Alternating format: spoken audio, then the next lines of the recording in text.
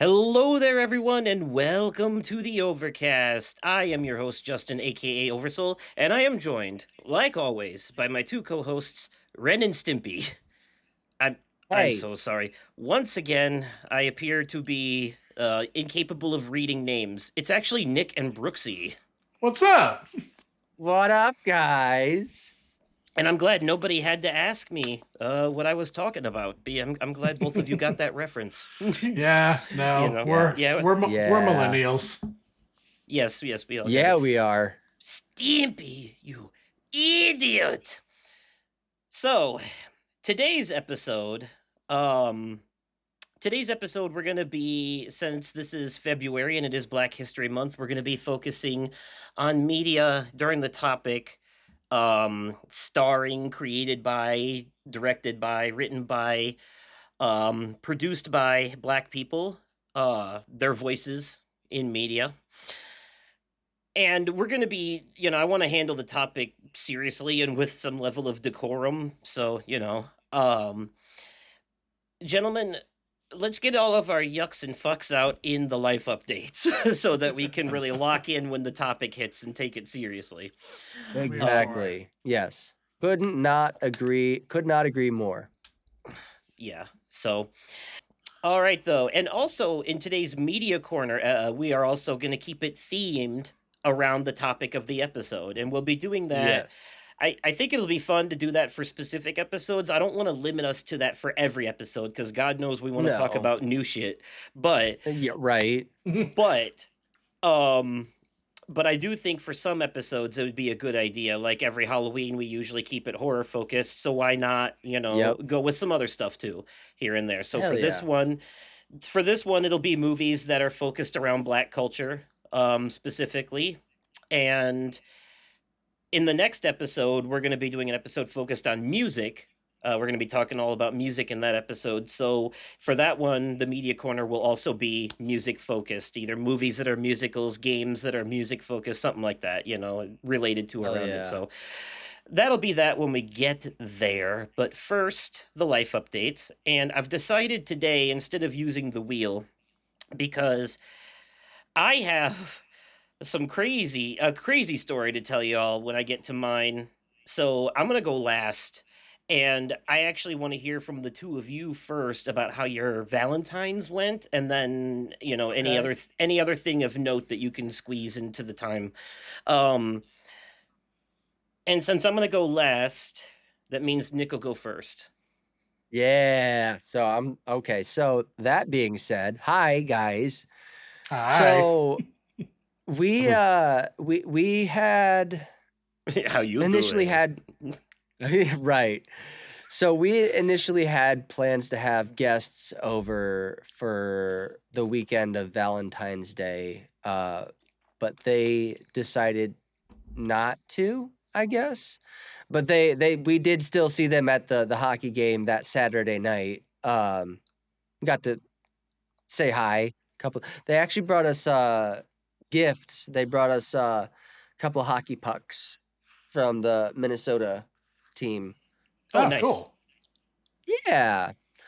But Sarah and I's Valentine's dates didn't happen until this weekend. So last night, Sarah and I went to this awesome thing called the Dungeon Cocktail Experience. And it is essentially a Dungeons and Dragons themed improv comedy show where heckling is highly encouraged. Oh, that's awesome. So I love improv comedy because they get their ideas and they get ideas of how the show is going to go from the audience. So there's a lot of audience interaction, and there was a couple of times where they when they yelled out for like one specifically that I remember is when they asked for a species for one of the characters. I was gonna yell out the character, the species of my Dungeons and Dragons character, which is Dragonborn, but this guy behind me yelled out 3 goblins in a coat, and I'm so glad that he did because that made it so much funnier for the story. And one of the main reasons I almost snorted at the very beginning of the story. So they did the character building by crowd interaction, and they had one of the things that they also did. They had these giant plush D20 dice that they had some of the crowd like. And Sarah, at one point during the night, Sarah rolled a nat 20. So that was pretty fucking cool. Damn. But one of the items that got used in the show was a combination of two things. A yo-yo, which was my idea, and someone up closer to the front said of fake holding. So it was a yo-yo of fake holding. It was interesting. And it didn't with the prop that they actually used didn't actually look like a yo-yo, but that's okay. Sarah, you yelled out. Sarah yelled out a class, and she did Ranger, and it was that actually got used in the show. It was pretty funny. But what was really funny about the dude that was the character that used three goblins in a trench coat. The character's name was Gob, and his other two goblins were named Rob and Bob. They rolled 9 for dexterity and 2 for intelligence, and it was so Ugh. fucking hilarious. It was so funny. Dude was stumbling all over the place.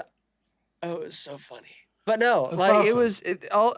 overall, it was a good show. We ended up we each got a shirt that from the merch stand. I got this souvenir shot glass and this hat that I'm wearing from the Dungeon Cocktail Experience. And the shirt that we got is the I was there. I was there shirt for season 1. That's It was awesome. really fun, dude. And the cocktails weren't. So there is only one of the cocktails I had to force myself to drink because I don't like mint, and that was the second cocktail of the night, which was the green one. The last cocktail of the night was the red one, and that was by far my absolute favorite. It had dried cranberries in it. It was so good. Nice. Oh, That sounds really but good. man, dude, it was so good. It had a hint of cinnamon in it. It had brandy and cranberry juice too. Nice. Oh, it was so good. But no, today we I actually slept in today. It was so nice. But I slept in until about like 12:30 or so. And our thing that we went to do today, I got up and Sarah said that she had seen the mailman come around like the front of the house. I'm like, Oh, that's right. I was waiting for a delivery today. My Wicked Lego set got delivered today, and I cannot Awesome. wait to put that together. So I'll have Willow help me with it, but I'll be putting most of it together. But we'll probably watch whenever we can manage to find time, watch Wicked and Wicked for Good while we put it together. Dude, that's gonna be awesome. I can't wait. Eventually But I'm gonna have time to be able to knock on the Rivendell set.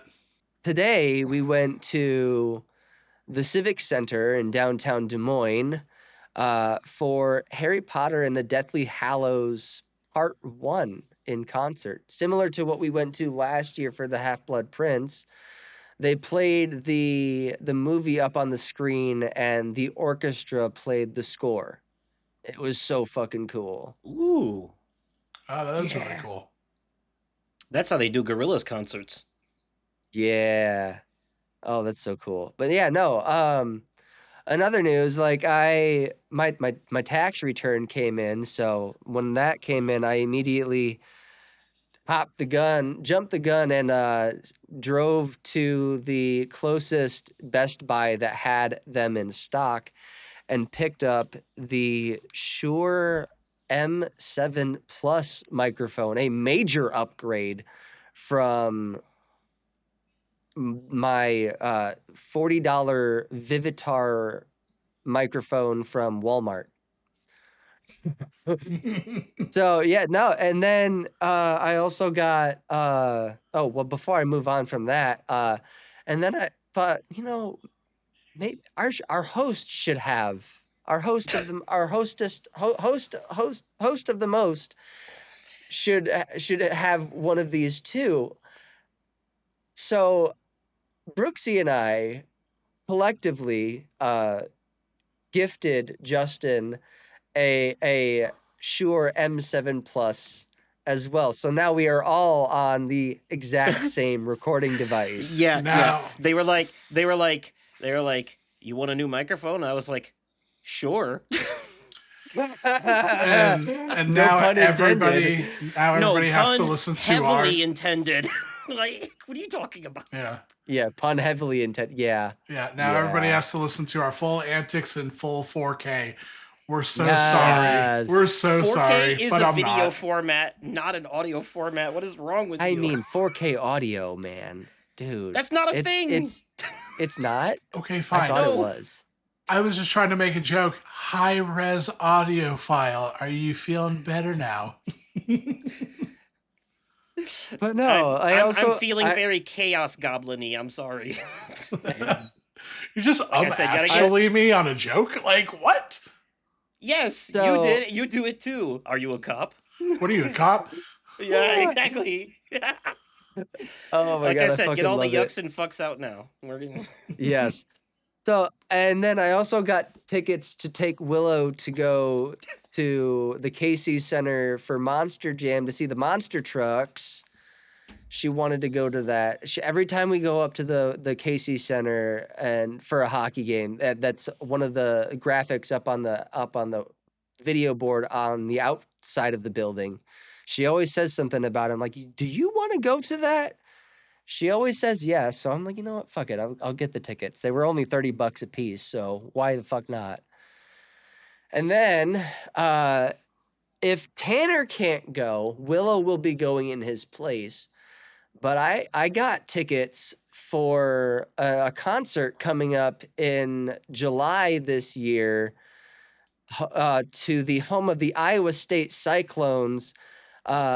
Post Malone and Jelly Roll are going to be there for the Big Ass Stadium Tour Part 2, and I could not get tickets for this. Being as a big of Jelly Roll fan as I am, as much as I would have loved to do VIP meet and greet tickets, those were about $500 a piece, and I could not justify that.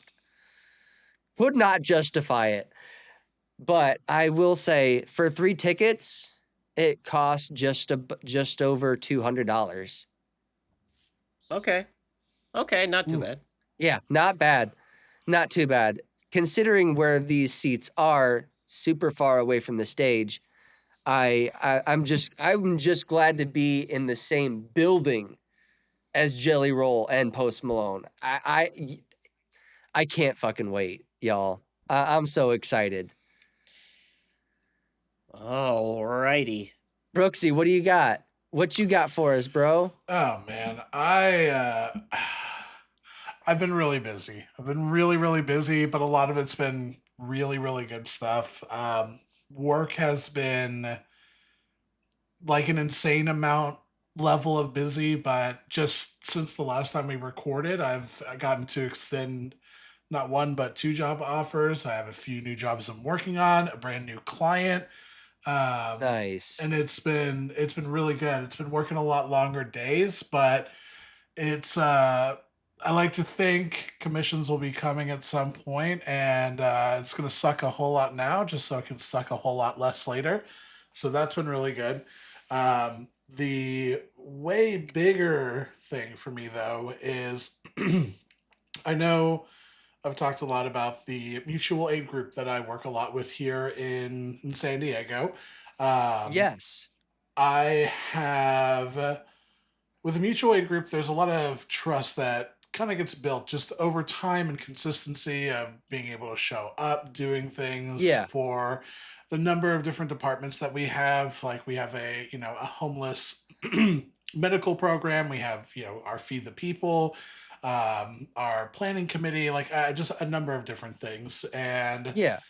I have gotten to find out that I'm going to do two really exciting things. I'm going to be working in tandem with one of the people in leadership on spearheading the donation committee for the entire organization in form of financial support and also just need support. Like we do something called free store day every other month where literally it's what it sounds like. You hand out free items that are just like common household goods that it can life is expensive and things get really hard and it just helps people have a Yeah. little bit of a leg up. So it's like, paper towel, toilet paper, toothpaste, Tide Pods, things of that sort. So I'm helping, So kind of like what we call a food pantry around here. kind of like a food pantry. It's our own version of that. But yeah, so I'm gonna be kind of spearheading their Miss donation Maggie, committee I think. and doing it's essentially doing things like email blasts to reach out to different small businesses to see where they may be able to help, doing like a street team initiative, being able to put flyers of like a QR code for donations, setting up donation drives, like I've already been talking about during late summer, wanting to do like a back to school donation drive. So that way, when we do free store day right before school starts, we'll be able to have things like, folders and notebooks and pens and pencils, crayons, like all the things that kids need to be able to start school on the right foot. So Yeah. I'm gonna be leading that. I'm very excited. I'm very nervous. I'm thrilled to be working with leadership on this. And the other thing is we offer we offer free educational classes, and it's really just again it's mutual aid, so it's all community based. So it's everybody has some kind of a skill or a trade that could be beneficial to the person to your left or to your right. There's classes on gardening. There's classes on how to use ham radios. There's just so many different things. It's just essentially free education because those that want to learn shouldn't have to suffer by experiencing a paywall. And Exactly. I know I've mentioned, I do staffing and recruiting, and this has been a horrendous job market since the pandemic and really before that. So I'm going to be offering two different classes, one of which is essentially how to be able to write a professional resume. I see hundreds of resumes a week, and I would say, 25% of them are like really solid, well written out, structured well. The other 75%, it's just people are just kind of trying to figure it out. And I'm going to be able to give them a insider look of like what businesses and corporations really kind of look for in a resume. And then the second class is like interviewing 101, for a phone call, for a Teams call, for an in-person, questions you can expect, questions that you should ask at the end of it, um, how to dress, all of these different things. And it's really just to be able to help those that are part of this mutual aid and anybody that tunes into it, just to be able to have, I can't guarantee a job, but I can give you all the tools that will definitely help you have a much better competitive edge. So Yeah. I'm gonna be hosting those classes. I'm gonna be doing the donation committee. Like it's a lot of work. It is incredibly rewarding, but I'm Hell really, yeah. really, really, really happy about it. It, Hell, you it, it might even end means up with some new clients out of it. Yeah, seriously, like it's just been all around. It's been really, really good. Um Outside of that, last thing with mutual aid is I've been this weekend I'll be getting ready because I'm I'm the chef for Feed the People. So Brooks' Cooking Corner once again is back, and Hell yeah. Let's Fun. fucking go. I am making it easy on myself, and I am essentially doing essentially like copycat Chipotle bowls. Oh, So okay. Nice. I'm gonna make some cilantro rice. I'm gonna be doing some refried black beans. I've got chicken marinating right now. I've made essentially like a copycat corn relish. Like I've made like a huge container of it. I've made like 8 quarts of salsa. I've made like the Chipotle style crema. I hand Hell shredded yeah. like 10 pounds worth of cheese. It So I've reminds me, been I need to make that macaroni and cheese recipe that you Yeah, sent me. I did send it to you. But yeah, so I did a lot of prep work so that way life will be easier for me because the goal is to make about 100 meals tomorrow. So non-mutual aid stuff. Valentine's Day. Did you do anything? Yeah, I went to a planning committee meeting No. for my mutual aid, and Did you and Sam do anything? with yeah, Sam was with me. No, we ended up just we had a quiet night in. We both love trash TV, so we watched some Love Is Blind and ordered a pizza and hung out in bed and just kind of hung out and spent time with one another. It was really solid. Um, Hell Valid. yeah. but hmm, yeah, as far as like a fun thing and a funny thing, fun thing, I've been kind of doing what Justin does and doing a little taste testing of a number of games right now. I've pivoted away from The Witcher 3 as my backlog game, and I've been playing Black Myth Wukong instead. I'm almost towards the end of chapter 2. I've been having a whole lot of fun with it. I've also been playing a fair amount of Romeo as a Dead Man. I think I'm about halfway through the game right now, and I love it. It's so much fun and it's so awesome. Nice. Um, I've been playing Mia, which is Memories in Orbit. It's like this little indie game. It's been a lot of fun, and there's one other game I've been playing, but it is escaping me. Neo 3? The last thing, Neo 3, I did play. I played the entire demo, which is like a 10-hour long demo. A ton of fun with it. I just can't justify a $70 price tag. And And then then you lastly, were it's just playing Karen, but you refunded it. yeah, I did. I'm sorry. I am not one for the climbing game. That is just not my jam. I hear it's That really is hard. just not I it. hear it's hard. It is really hard.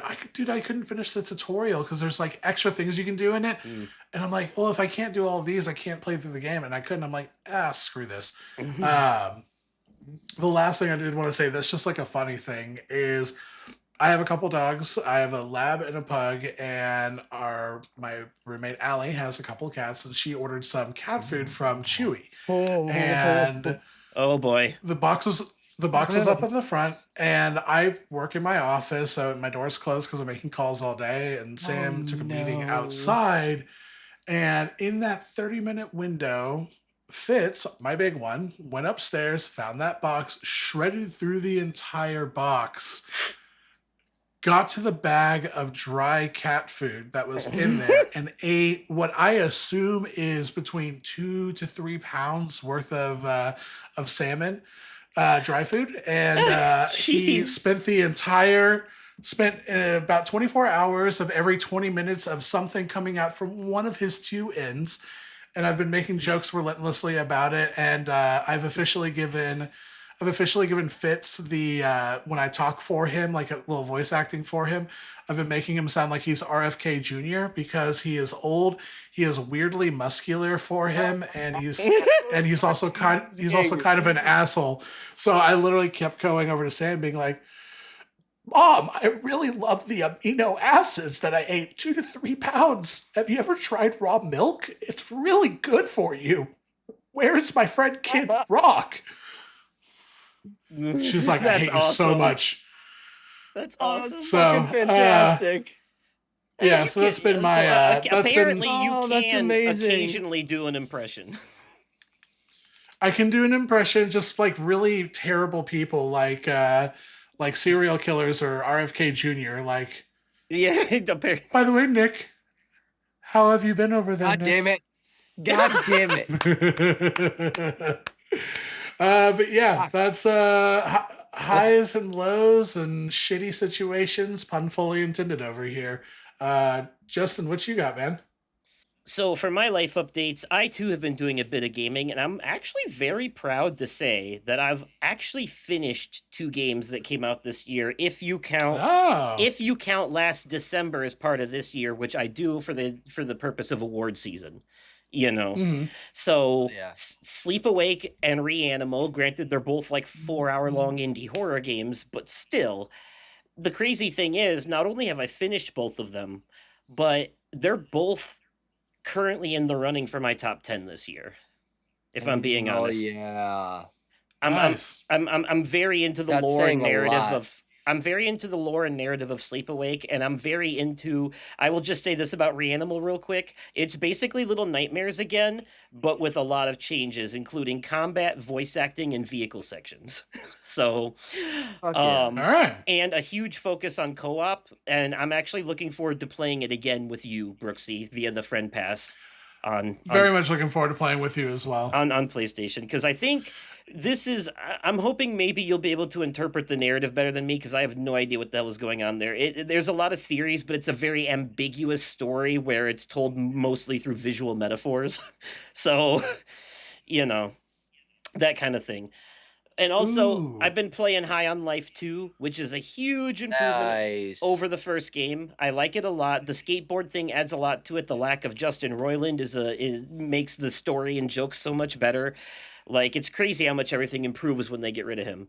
It's more narrative focused. I like the Fair story better. enough. The story is better. The jokes are funnier. The gameplay is improved. Everything about it is a huge step up, and it's just so fun to just like skateboard around the arena, grinding on stuff, going up walls and shit while shooting people and grappling places and jumping around and bouncing. It's pure chaos. It's like Sunset Overdrive meets Diablo. Is the best way to put it. It's so fucking nuts. Hey. Hey everyone, Editor Soul here, popping in real quick to say I meant Doom. It's like Sunset Overdrive and Doom, not Diablo. All right, now that that's cleared up, back to the show. Yeah. And then they add some real creative stuff here too. It's not just a shooting game. There was like a murder mystery part I had to do, and then a part where like the game goes retro for a bit, and it's like there's some nice surprises in there. I don't want to spoil things for people, but it's been really fun. Like, it's the most genuine fun I've had with a game this year by far. It's just pure stupid chaos, and I love it. That's awesome, Yeah. man. Outside of that though, also I decided to start replaying the God of War series from the beginning, starting with Ascension. The announcement of the remakes just gave me that itch, so I started doing that, and I'm like I mean, Hell yeah. the PS3 and remastered PS2 games on PS3 and PSP games on PS3 were not that long, so I'm already like 3/4 of the way through Ascension, I think. Like, I've gotten far enough. Nice. I've gotten far enough in the game to fully upgrade my health and magic. So, um, but I Hell will yeah. say, yeah. So I've decided to go back and start playing those, because at this point, what even is a backlog anymore except for a list of games that you bought when they were new and played for 2 hours so you could be part of the discussion, and you swore to yourself you would go back and finish them at some point, but you never did and probably never will, because they will be bumped by the next batch of new games that you repeat the process with. And now your backlog is too intimidating, so you retreat to the familiarity of comfort food, replaying the games that you already finished back when the world was normalish and you had more free time. Free time. Yeah. What a I concept. miss free time. But anyways, before we move on, I have a crazy work story real quick. So, Oh. and oh we've had boy. some things happen at work Let's hear before, it. but this is Let's hear it. this is the thing to end all things. You know, I've seen some shit. I've seen people throw money at people. I've seen people walk out in the middle of the shift.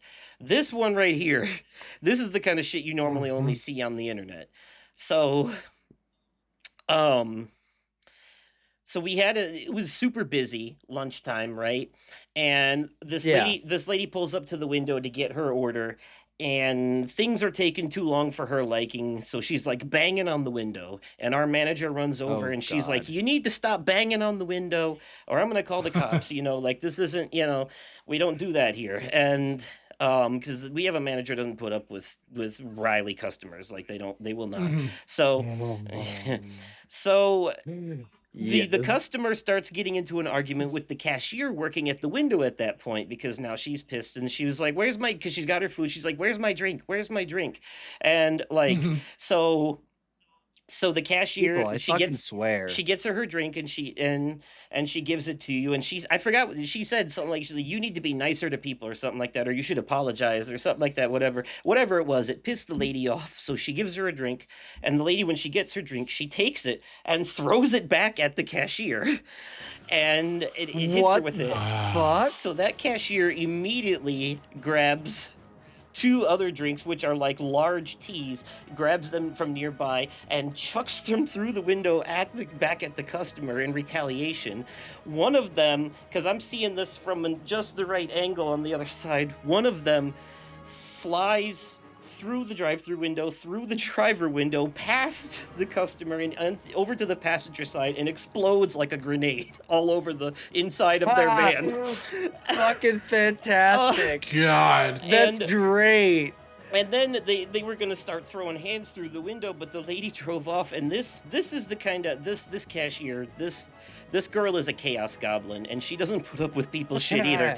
She holds grudges. So now this lady's driving off. She grabs like the nearest thing full of liquid she can find, which happens to be a bucket full of sanitizer water, and starts running out into the parking lot. Manager and one of the other employees are going after them. I don't know what happened out there, but they all end up coming back in, and we think things settle down. Finally, it's gone. The lady's mom comes in to the restaurant, and she's like, "Which one of you little," and she used a slur for disabled people, "threw a drink at my daughter?" And then the cashier owned it, and they started getting into an argument. Meanwhile, our manager's on the phone with the guy who owns the building, because they had to call the cops over this whole situation. So she had to tell him. Then she hears the lady and her mom and the cashier all arguing with each other across the counter out in the lobby. She comes out and she's like, "Oh, no, we're not doing this in here." And she's like, "I'm sorry, I gotta go." And then she's like, "No, you need to take that outside. And the lady that was yelling at her, because a manager's getting in her face, and she's like, you need to go. The lady does the typical Karen thing. "Oh, you hit me. You saw that? She hit me." Right? Like that kind of thing. And then she's like, our manager turns into a full-ass security guard and just starts pushing everyone outside. All you hear is all four of them screaming and yelling at each other as the sound like goes like outside, and they take the fight outside. And then all you can see through the window, you can't hear it because the windows are so thick, but the people are out there, and like, just like, you see them pointing fingers and yelling at each other. One of like the cashier, she's a hardcore troll. At this point, she didn't care anymore. She figured what's done is done, so she was like ready to fight them and egging it on more. She started like twerking in front of them and shit to piss them off more. And stuff like that, and it was just Christ. it was absolutely wild. And like the one guy that because me and the other guy that were on the line, we're sitting here still trying to make the food while all this is going on, and he looks over at me and he's like, "I'll be honest with you, man, I have no idea what we've made and what we haven't at this point." Like, so and because there was just like a screen full of orders in the middle of all this shit happening, so eventually we were like, okay, I guess we'll just start from here. And we ended up having duplicates of a lot of things because of it. There was like, we were up on a bunch of stuff. Like, someone's going to order it eventually, I hope. But that was, people in the lobby and in the drive-thru got dinner and a show that night. Because it was, and the cops, So what's crazy about it all, too, is that, and the guy that owns the restaurant I work at, and all the ones of the same name in the area, has really good lawyers. So what's crazy, and I mean, I get it too, the cops that showed up, they looked at the footage of what happened, and they determined that the customer started it by pounding on the window and throwing the drink at the cashier. When the cashier threw the drinks back, it was in retaliation. So that customer is the one who got, and Self-defense. she got a disorderly conduct charge and a Good. trespass. She's not allowed back at that restaurant. So Good. the cashier got The nothing. ending. Quite like it is. I'm telling, like, there are a lot of places where the cashier would definitely also have gotten some form of consequence, but this place is very protective of its employees, especially when customers get like that, which is unusual. I love that. I love that. At least they're protective of the good ones. The bad ones they can't wait to get rid of, and they will find ways to push them out, like cutting their hours. You can always tell who they like and who they don't based on who gets 37 hours and who gets 17. So, it's that. Man. it's shitty. It is, and that's capitalism for you. But I do like that I have job security, because you really have to like murder someone or steal from the company to get fired from this place. Honestly, I will tell you. That's I'll tell you fair. one thing, Justin. I really, really, really appreciate you reminding me why I am happy to have taken a break from restaurants. Yes. I really thank you. I needed to Yeah. hear that story. No, Sometimes I'm like, It's fantastic. Sometimes I'm like, I miss the kitchen. I miss the chaos. I got and re- then I you got- share this, and I'm like, the last restaurant I worked at was a goddamn cool. Taco Bell. And it's what's crazy is that yesterday the manager who wasn't there for all this pulled up the old camera footage so she could see what happened from different angles. And when you see all this stuff happen from different angles, it's even funnier. Like there's a perfect camera angle of the manager running out to confront the lady's mom, where the angle is literally just her running straight towards the camera and then disappearing off the side, and it is fucking hilarious.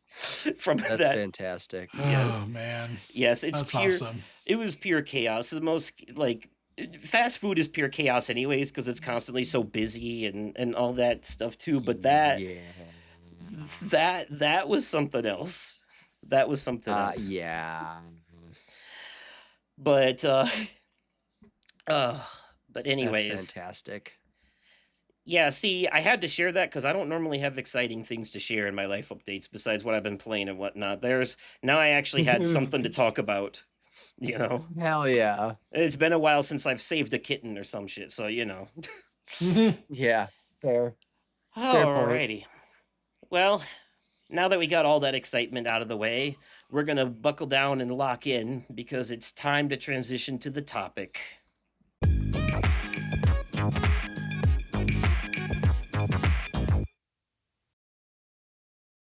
All right, everybody, here we are at the topic of this episode. Once again, it is Black History Month, and we're going to be celebrating Black voices in media. Guys,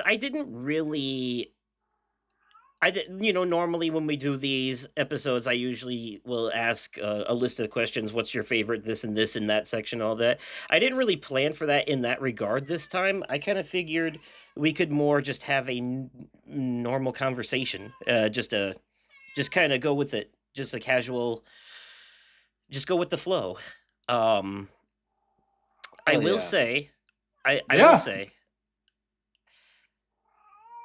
had something in mind before we got here, and I forgot what it was. So, Brooksy, I know that you probably have several things come to mind immediately in regards to this topic. Why don't you throw a few at us?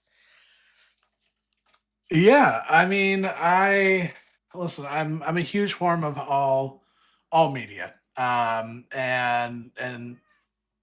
media that empowers the Black community and Black voices is definitely something I personally am very comfortable with. There are so many incredible actors, movies, directors, voice actors, and even video games that really highlight the Black community and Black voices. I figured like kick it off kind of easy. Talk about some of like our favorite actors and what they've been in, why we like them so much. Like I will say who has been on my radar, especially for like the past I want to say 5 years or so, is Io Adebari. Do y'all know who that is?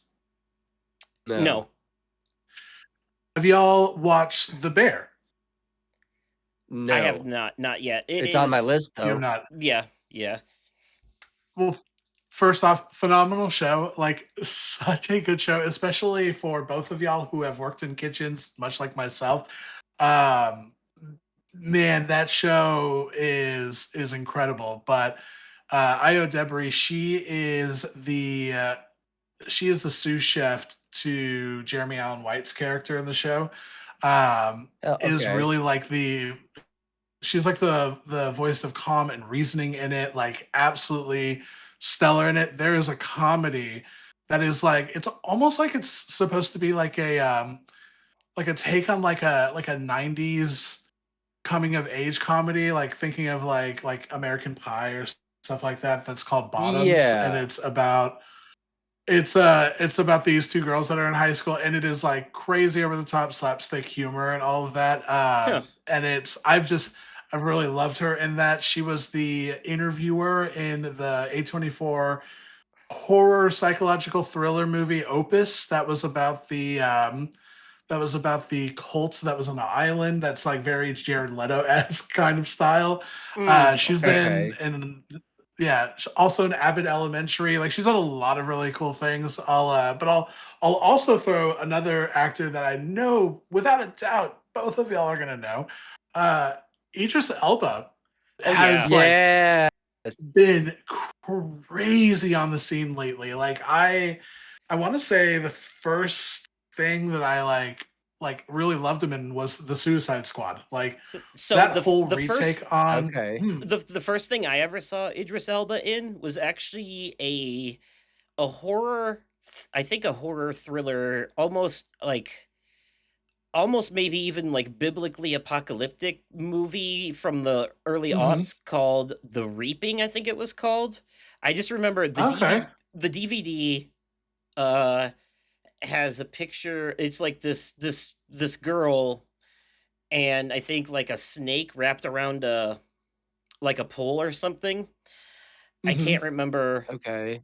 I can't remember. It's like it's symbolism. It is, yes, The Reaping. It came out in 2007. It's a horror drama. Mhm. It's also got Hilary Swank in it, but it's the first thing I ever saw Idris Elba in. Mhm. Nice. A former Christian missionary lost her faith after the tragic deaths of her family. Now she applies her expertise to debunking religious phenomena. When a series of biblical plagues overrun a small town, Catherine arrives to prove that a supernatural force is not behind the occurrences, but soon finds that science cannot explain what is happening. Instead, she must regain her faith to combat the evil that waits in a Louisiana swamp. It's definitely a horror movie, but there's some religious symbolism in it. But Idris Elba was in that movie. I think maybe is one of the villains actually. But it's one Okay. of the first thing I ever saw him. I do remember that very Okay. distinctly. Dude, I will say like probably my favorite thing, and like I feel so silly saying this. I fucking love him as Knuckles in the Sonic Yeah, movies. Like he's a Oh good yeah. Knuckles. dude, he Yeah, he is. nails it. Like absolutely Speaking fucking of nails it.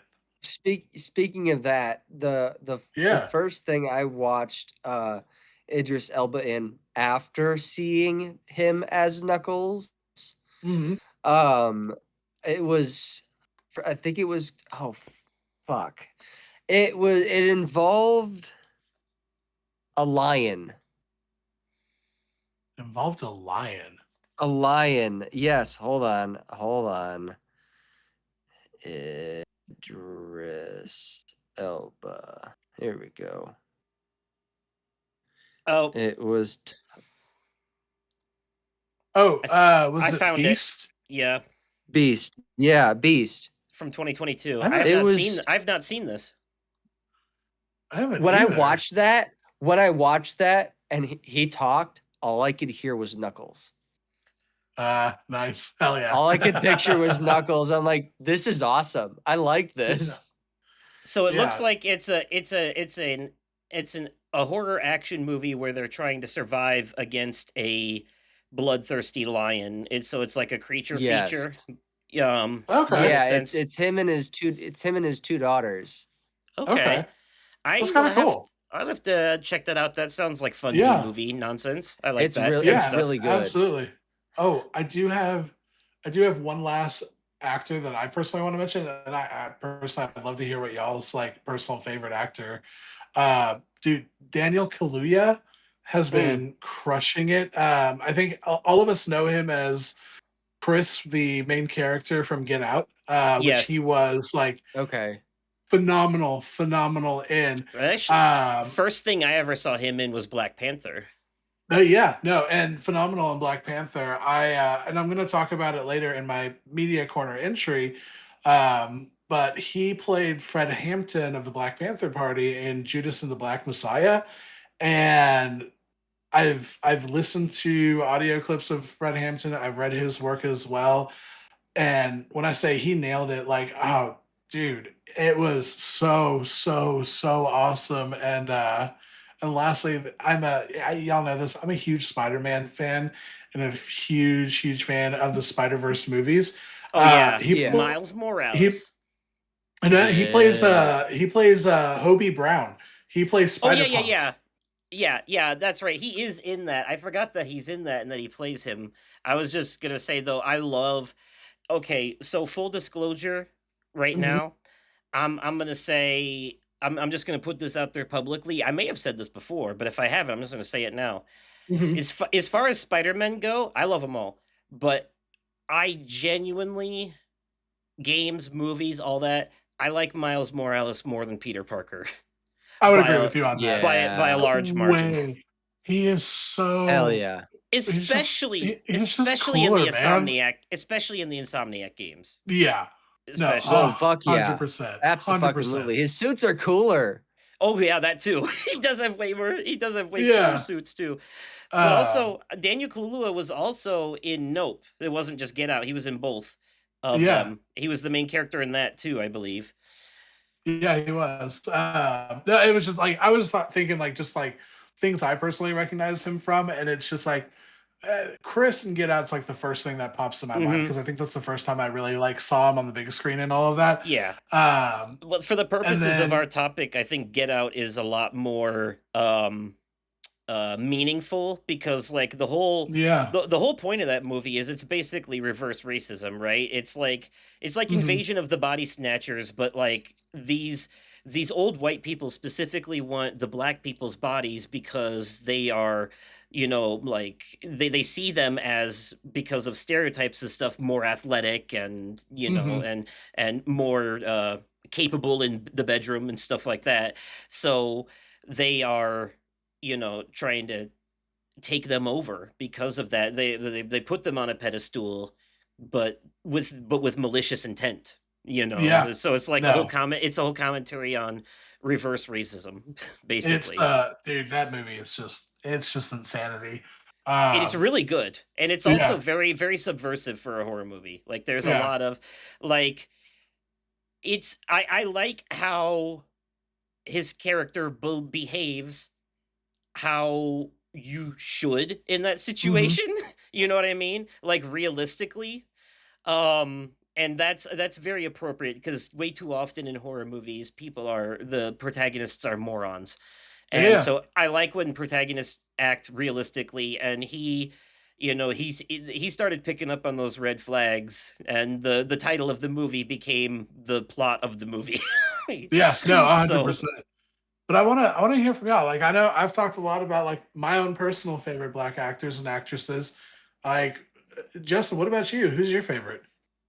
well, one of my favorites is Denzel Washington because that man Yeah. is a really good Oh, drama yeah. actor. He has been in some of the most like um well, even if the movies themselves aren't great, he has some of the best speeches in these movies, some of the Mhm, best lines, the best moments. But I think one of the my favorite examples of it, and I think the first thing I ever saw him in was John Q, which mhm, was this movie where his son is playing baseball and has a heart attack out on the field, and they take him to the doctor, and his son needs a heart transplant, but they don't have the money for it.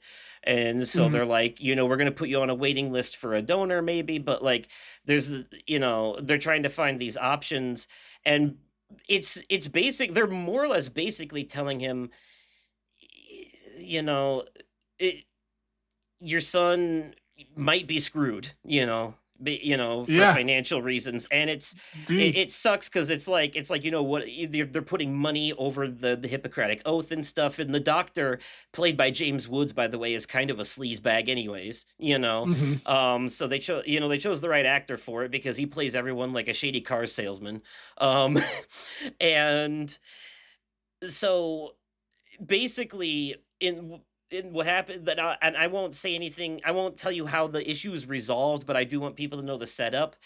He takes matters into his own hands and he holds the hospital hostage and forces them at gunpoint to work on his son because this is a father that is willing to go to jail to make sure that his son lives, Hmm. that he gets that heart surgery he needs. He's willing to point a gun at that doctor's head and say, "You fix my son's heart or I'm going to blow your damn brains out." Yeah, That's how much I care about my kid. And that dude. it is Honestly, such a powerful movie, dude. It brings me to tears just thinking about it. It is dude.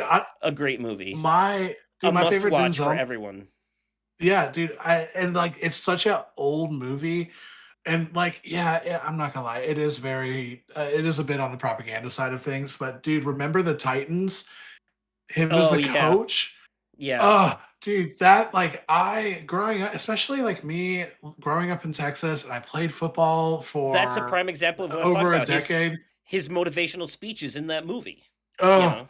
dude, just unparalleled, man. Um, what was I gonna say? Nick, what about you, brother? This person is multi-talented. Mm. He has produced albums, he has acted in films, and he's been on television. Will Smith. Oh, yeah. Okay. I thought you were about to say Common. I was like, dude, Common sick. Huh? No, yeah, Common is an older rapper. Or Oh, as they gotcha, called gotcha. them Yeah, back no, then, no, MCs. Yes. no. Will Smith. I knew that's Gosh, what man, he was gonna say as soon as he said he's been in these things. Will Smith, he's a bit all over the map, isn't he? Like he's been in some yeah, really he good really stuff, has. but he's also He's been in all some over the stinkers. place. Yeah. I mean, Yeah, But Men there in was Black that is one that is he is historical in pop culture. there. oh yeah, I no question forget on the that. name of it, but it's something that he starred in with Jaden. That Pursuit he of said Happiness? Yes, no, Pursuit of After Earth. no. That garbage heap. I think I heard in an interview, he had said, "If I had to choose, and if I had to." He regretted even starring in that film. No, I Like don't blame it him. was it was really bad. I'm glad you brought up Pursuit of Happiness, though. Let's focus on that for a second, because if I recall, that's actually based on a true story, is it not? Pretty I sure have it not is. seen Pursuit of Happiness. It is, dude. If you wanna It is so ugly good. cry, like It Oh is. ugly man. It cry. is a really. It's if I Um, remember correctly, it's about a man and his son living on the streets, and he's trying to sell scanners of some kind in order to make a living. It's like mhm. like medical equipment, and Okay. it's just so it's a drama. It's a drama. It's about that journey of him trying to make a better life for his kid. I think I Um, did read something about that movie when it was being made that it was based on a true story. I Yeah. think it is. So I mean, it's definitely an empowering story. You want to talk about empowering? That's one. Yeah, Yeah. no, dude, and honestly, man, I still like, I do love Fresh Prince. I really do. Like, and it, like, Yeah. I have the fucking theme song on my workflow playlist, and every once in a yeah, while when I'm driving, it'll come up on the playlist, and dude, I fucking jam out. Of yeah, course. No shame. All No millennials know shame. that song. Hell yeah. Like so you want to talk some like throwback Will Smith movies? One of my personal favorites is Wild Wild West. I remember Which God, which just getting so happens to be I one of the remember ones that's get considered terrible. Yes, I agree, but I had a VHS copy of it. It was I do I can agree that it is problematic. But also iRobot was another one of my favorites. Okay, yeah, iRobot, Wait, that movie was ahead of its time. We're basically living that now. yeah. Wait, Yeah, you like said that. You said I Yeah. Robot or Wild Wild West is problematic. I've actually not seen either of them. Wild Wild West Wild West is is problematic. it's got the usual. It's not problematic race wise. I mean, maybe there might be a little bit in that, but it's mostly that the female lead is basically your typical damsel in distress sex object Uh, thing. You know, okay. I've yeah. never seen it, so I was like, I haven't seen either Oh, of those dude, it's movies, one so of I my was like, favorites. okay. It is one of my favorites. Yeah, it's Man, iRobot, I've seen that one a bunch of times and I did Ah, enjoy I that love one. it. I did enjoy that one quite a I bit. It have a was a bit physical ahead of its copy of time. it on DVD. Um, I want to circle back a little bit too, because if you want to talk about empowering, Black Panther, rest in peace, Chadwick Yeah. Boseman, by the way. Yeah. dude, He yeah. he was really good. His sister Yeah.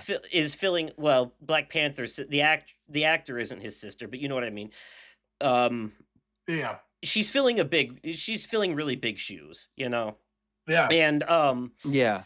but the movie itself, even if it does share a lot of beats with The Lion King, it is very empowering because it was up until that point in the MCU, there hadn't been any like prominent like black superhero protagonists that had like their own Mhm. movie and it was focused on them. They were all No, sidekick. definitely not. They were all sidekicks like War Machine and Yeah. Falcon, you know, but Yeah. it wasn't until Black Panther, and then it's all rooted so heavily in African culture too, you know. Mhm. That. And like that was one of those things, and I love how they kept calling Martin Freeman colonizer in that movie. Mhm.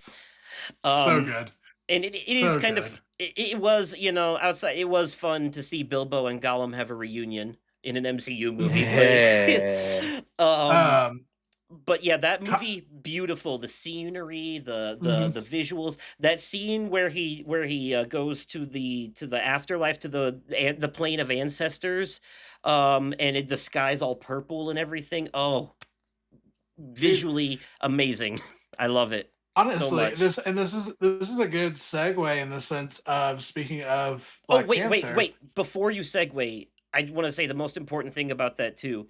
Black Panther, Mm, I think, was legitimately the first MCU movie that, in my opinion, actually had a um, sympathetic villain, because Killmonger's mhm. cause was sympathetic and is rooted very heavily in fighting against racism and prejudice. Um, Yeah, Especially in and America. Like that whole scene in Yeah. the opening of the movie when they're younger, like that is very telling, you know. It sets the tone yeah, for his motivation.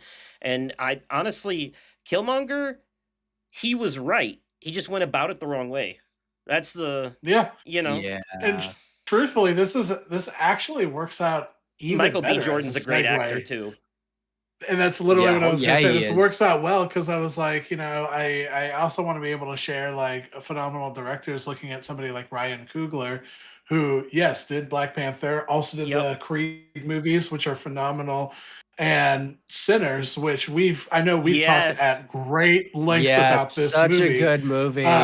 But all My three of those God. movies have one thing in common outside of Ryan Coogler, and that is Michael Michael B. B. Jordan, Michael B. Jordan. man. Jordan. Yes. Dude, And my he God, the like, way he plays both twins in that movie, and the behind the scenes that on Dead Meat's Kill Count, where they show you how that they pulled that off, is so cool. Like yeah, Yeah.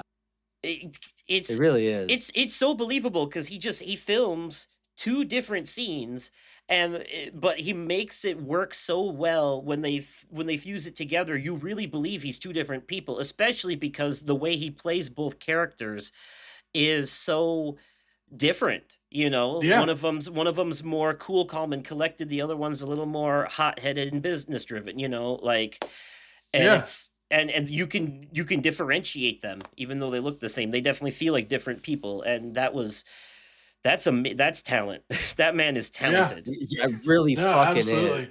And the cool thing is, like, it's not even just like actors on the screen, man. Like, you also look at voice actors, like one Idris Elba just in Sonic itself, but Mm-hmm. also playing Solomon Reed in Cyberpunk. Mm-hmm. One of my personal favorite voice actors ever is Phil Lamar. Mm-hmm. You guys will Yes, probably recognize him immediately as Hermes from Futurama. Hermes from Um, yes. Futurama. Yep. I He's personally think of Samurai he's Jack. That was yep. my dude. That Samurai Jack was probably one of my like all-time favorite shows growing You up know, as a kid. it's not just Hermes in Futurama too. He also voices the one of the Globetrotters, the bald one Yeah, in yeah. that. He does that, dude. And he was Virgil in Static Shock too. Like I've watched Static Shock like no one's business. He's got a Growing lot up of as a kid on range. WB. Yeah, he does. Like and you even dude, we and I'm so excited to see him coming back into reprising his role is Terrence Carson. He is the person that voice acted Kratos in the original God of War 1, 2, and 3. And he's coming back for the remake. And they have some new project coming up, and he's going to be voice acting that as well, man. And like, Yeah. Well, and dude, it's like, not well, that's the thing. Both Kratoses are voiced by black actors. T.C. Carson yeah. for Greek Hmm. mythology Kratos and Christopher Judge for Norse mythology Kratos. Hmm. Yeah. And No, it's I mean seriously. Like, it's the same Kratos, but yeah, it's the you know the differentiation between, and I think it works. Both of their voice acting styles work well for how he was portrayed in those games, because in the Greek mythology games he's angry and he kills everything that moves and he's destroying the Greek pantheon and is out for revenge, and it's all just vengeance fueled. So TC Carson's got that like angry voice and the screaming and the yelling, and it works. But Christopher Judge plays a more softened Kratos who is older, wiser, more mature, trying to do right by his son, and but he still hasn't fully let go of that rage deep down in him quite yet. So as a mhm. result, you have this portrayal that is both um both mature yet stern at the same time. You know, it's got like you still he's got it's a deep commanding voice, but not a violent or threatening voice, you know, Yeah. like OG Kratos is, and they both play to the roles of him so well. It's Yeah. No, Hell it's yeah. talent. 100%. Like, I'm glad that they got the original voice actor back for the remakes, because I think that's more appropriate, because I don't know if Christopher Judge can do like he gets angry in those games. There is angry Kratos in those games and he plays it quite well, but I don't know if he can do it to the same level as it was in the Greek games, you know. I Yeah. think Yeah. that's more Dude, Two and completely different versions yeah. yeah. of Yeah. What I Kratos. will say And is everyone's playing to their strengths. yeah. I do want Exactly. to admit to both of y'all. Whenever I was doing my life updates earlier, I may have you know fudged the truth. Maybe had a little lie where I really couldn't remember the last game, and I wanted to save it for this topic. Oh. Um, I've been playing, and I want to say I'm about like 3 hours in. I've been playing on the Steam Deck. I've been playing this game called Relooted, Oh. and it's it's a very it's a pretty linear game, but essentially what it is you play this woman named Nomali who is traveling around the world taking think like Ocean's 11 of like going and doing like full on heist of like stealing an artifact or whatever it may be.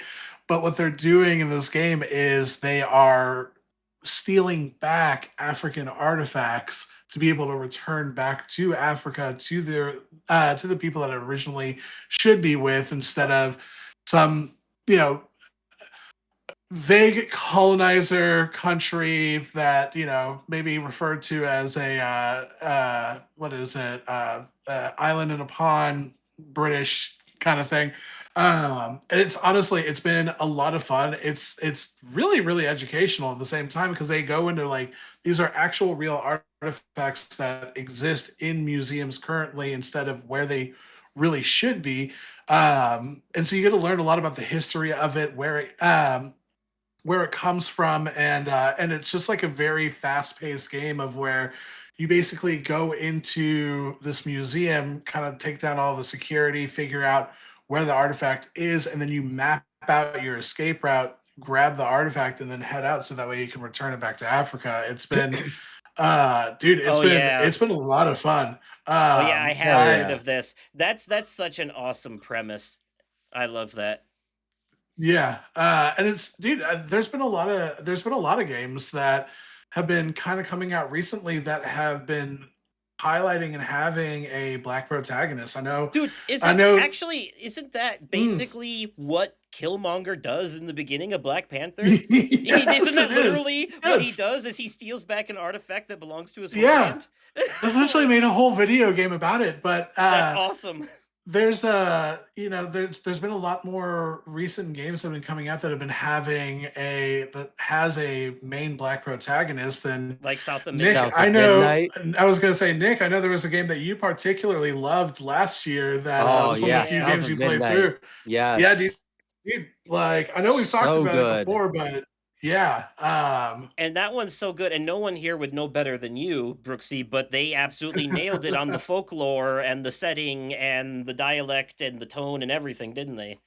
they really did. Like, I know I shared it back then, but I grew up in Texas, and when Hurricane Katrina hit, a lot of a lot of people from Louisiana moved because their homes were fully destroyed, and so a lot moved to the DFW area, and I got to learn a lot about Creole culture and Southern Black culture, and it very well ties into the premise and subtext of South of Midnight. Like, and Hazel's character itself is like just totally, totally awesome. But Yeah, she I is. know we've had, yeah, and we got new stuff coming out too, man. Like, you guys will hear on a separate video, but I will be having a update on the fantasy draft. And one of the games that I personally scooped up after the PlayStation State of Play was Silent Hill Townfall. We've got our boy Mm. Simon, who's going to be the protagonist of this game, as a I black think man, and he it's might actually be the first black protagonist in a Silent Hill game. I could be wrong, but I I think he I is. I Nice. think he is too. You would know better than I do. I haven't played as many Silent Hill games as you have. Oh no, I've played it's two and not that I've F. played. It's not that I've played all them. I just know about them because honestly, there's Mm, After Silent Hill 4 and before PT, that whole middle ground there is a lot of trash. But yeah, um, but uh, not only that, but he's also Scottish, black Scottish. It's in Scotland. This game, yeah, Nice. from what I understand. and like, and you gotta also look, man. Like, we already talked about the character himself, but like we didn't really talk about the video game itself. But Spider-Man 2 and Spider-Man Miles Morales, which I Oh will yeah, say no, I'm pretty honestly. sure I distinctly said that, especially in the Insomniac games, I like Miles Oh, you Morales did. more. You did. Yeah. You absolutely did. I'm just a Mhm. And Nick pop said tart he who had cooler forgot. suits. Pop He does have Tart. cooler suits. Like, Yes. yeah, dude. It's I will man. say though, I mean, I I don't know. I can't really speak for it myself because I'm not black, but I have seen comments from a lot of black people online that they do, ever since Killmonger and Black Panther, they do kind of hate how they've given every black character the same haircut in these things. Yeah, yeah. I mean, yeah. Dude, I remember when Hogwarts Legacy came out. There was a whole uproar about like how excited the community was that there was more than just the same three haircuts. One of them being the Killmonger haircut. Like, they're like, we usually Yes. have like 12. Yeah, yeah. I was gonna say that they did the same thing with Miles at the end of Spider-Man 2 when he gets his new suit. Hmm. And it Yeah, was it like Yeah. I'm not the biggest fan of the new suit anyways, but yeah. it's but that's neither here nor there. I do want to Yeah. say, you mentioned comedians earlier, and since we brought up like Denzel and Will Smith and all that, I want to say Hmm. there's a comedian who used to be on SNL who is by far the best black impressionist I have ever seen in my life. Jay Jay Farrow. Farrow. Jay Farrow. Yes. He is a black comedian who can do the voices of other black comedians perfectly. Well, other celebrities in general. He does Will Smith, Denzel Washington. What were some of the other ones? Chris Rock. He does a really good Chris Barack Rock. Obama. Eddie Murphy, Obama. He used to play Obama all the time on there. And he Mhm. did. Yep. Um, yeah, he was prolific with the impressions. I miss him so much because that was one of the things that he was mostly used for on the show. Like whenever they did a skit with different celebrity impressions, he was always in one of them, never missed, always. And of course, he like Oh, over yeah. exaggerated the caricatures and stuff, like Will Smith's like woos and stuff from his rap songs. He would like randomly throw them out and like his random clearing his throat and stuff. You know, he would Hmm. overplay the caricatures, but Yeah. it was great. It was spot on stuff. It was really spot on. Um, but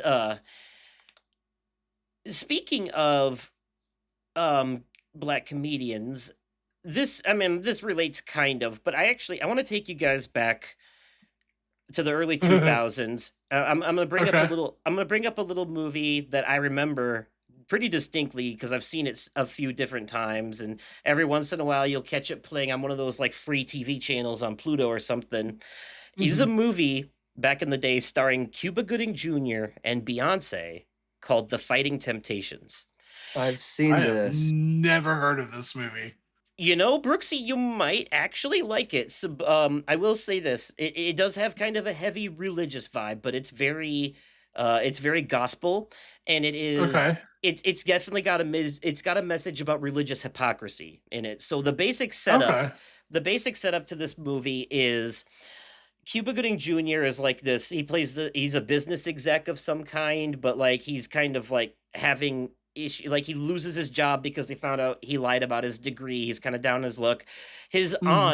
His aunt passes away, and he gets summoned to go to the will reading, and she basically leaves him this inheritance under the stipulation that he leads the church choir in the annual there's like this singing competition that all these church choirs participate in, and in order to get his inheritance he has to be the director of it this year.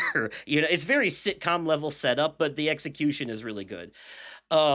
So in this movie there's also Beyonce, and her mom, who played by Faith Hill, by the way, when she was younger, her mom had to work at a strip club to make extra money because they were struggling. And this one lady who is very judgmental at the church, very judgmental church lady, called her out on it and basically got her exiled from the church and basically the town. You know, very small Hmm. town mindset, small town vibes in that regard.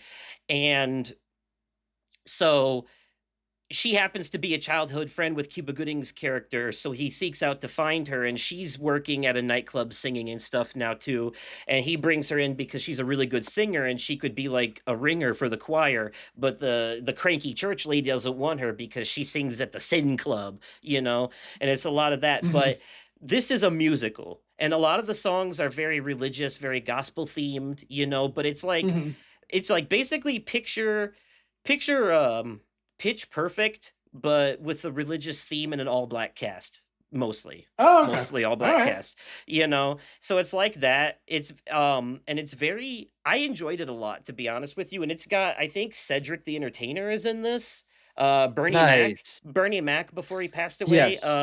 Hmm. Um Bernie Mac plays the Reverend, if I remember correctly. Mike Epps, the comedian, is in this. I like him a lot. My dad is the one that told me about this movie. And there are some other people too. T-Bone from Bone Thugs and Harmony is in this. He actually has Okay. a rap song in the movie called "To the River." Um, Ooh, so yeah, that okay. yeah, it's him and Lil Zane that do that song. And Montel Jordan. Okay. They do I all think the I three of have them heard together. that song before.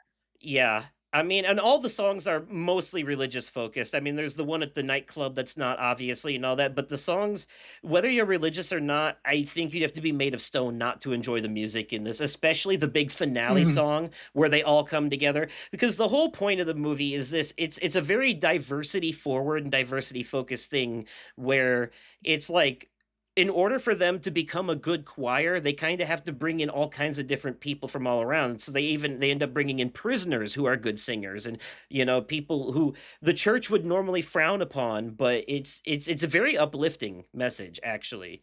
The way that they kind of Okay. That's like awesome. it's the way that they call out religious hypocrisy, but it's also a very black focused movie. The music is very gospel heavy, like think like Kirk Franklin kind of stuff. Mhm. Um Maybe I haven't seen this, it's but I have heard about it. it's definitely worth watching. You could probably find it free on one of those free apps like Tubi or Pluto or something. It's Mhm. probably on one of those. Yeah. If you don't mind watching it with ads every now and then. But like I recommend checking it out, honestly. Remember, it's an early 2000s movie, so there might be something in there that could be problematic. I don't remember. It's been so long. But my biggest memories of the movie, I remember it being a very uplifting a It's very on up Peacock right it, now. I remember it being a very uplifting and very diverse. Is it with Cuba Gooding Jr. and Beyonce? Yeah. The Okay. Fighting Temptations? Yeah. Oh, Okay. yeah. It's on Peacock Okay. Yeah, and I would. Pluto TV. Yep. Yeah, and Pluto, right.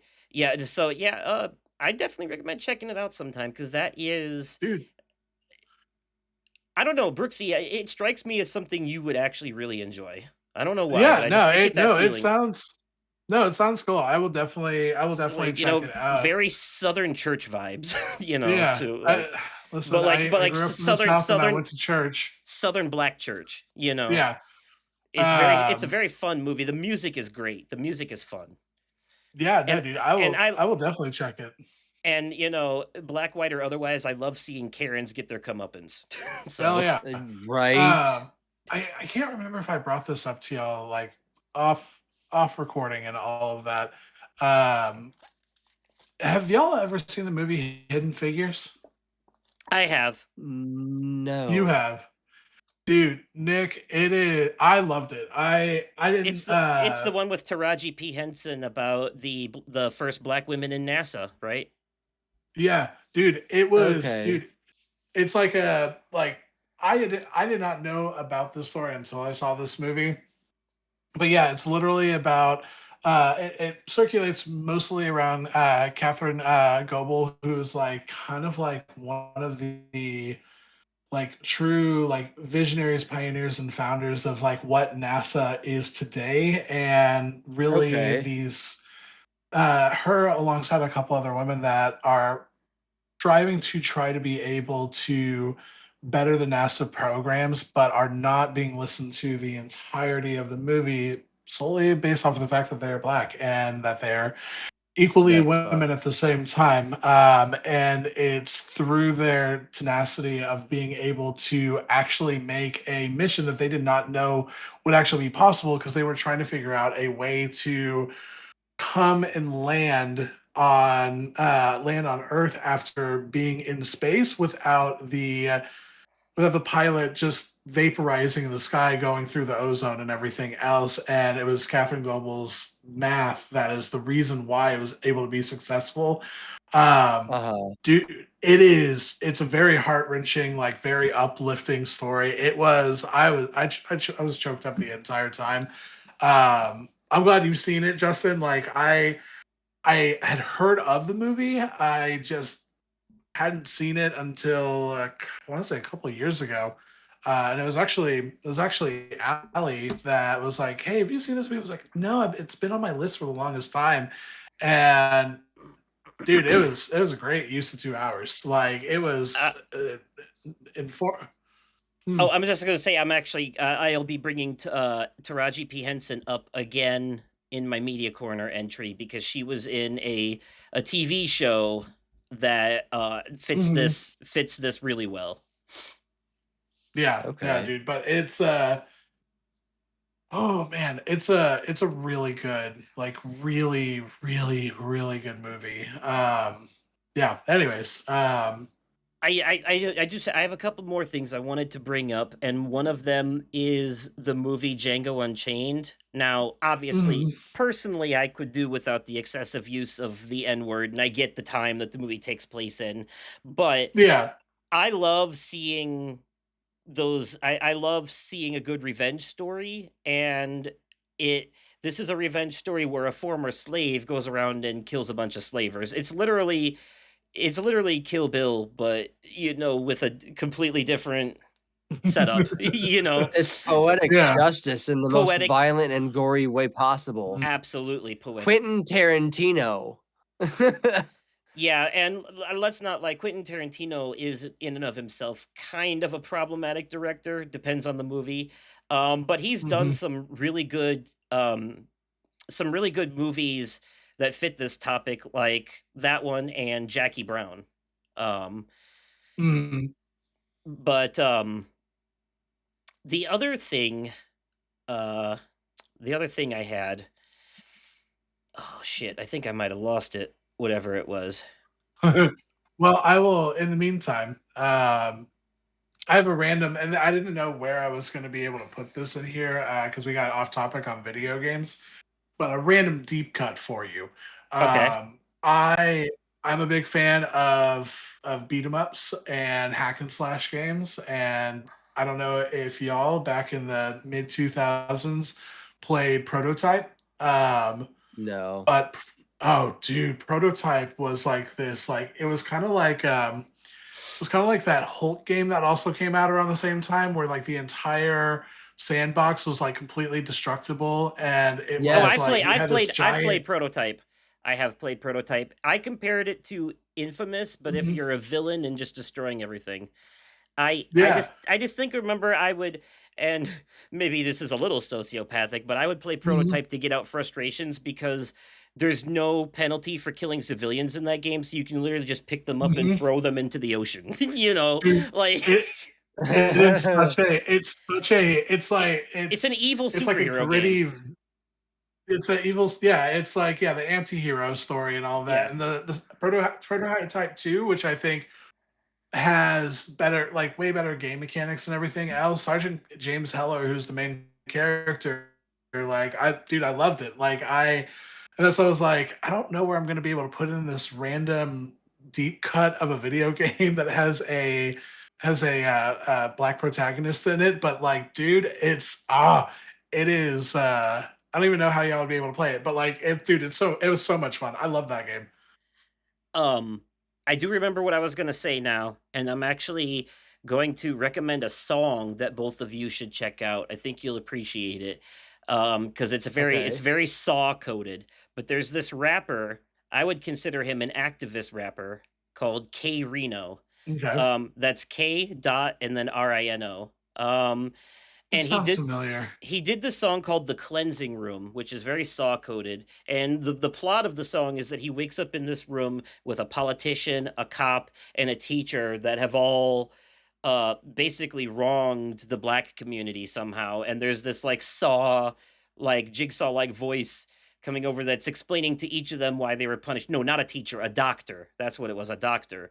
And he's like explaining to each of them how they've wronged people, like the doctor being all about profit instead of helping people, and the cop basically being racist, and the politician for obvious reasons. And like the message of the song is basically that he has to sit there and watch each of these people get executed in poetic justice ways. And then the guy over the Mhm. speaker speaks to him and says, remember what you witnessed here today. I want you to take your what is it, your proficiency for art, and use it to spread a good message. I want you to go out there and make Mhm. change so that you don't end up like these people. Consider it a warning, kind of thing. It's a very Yeah.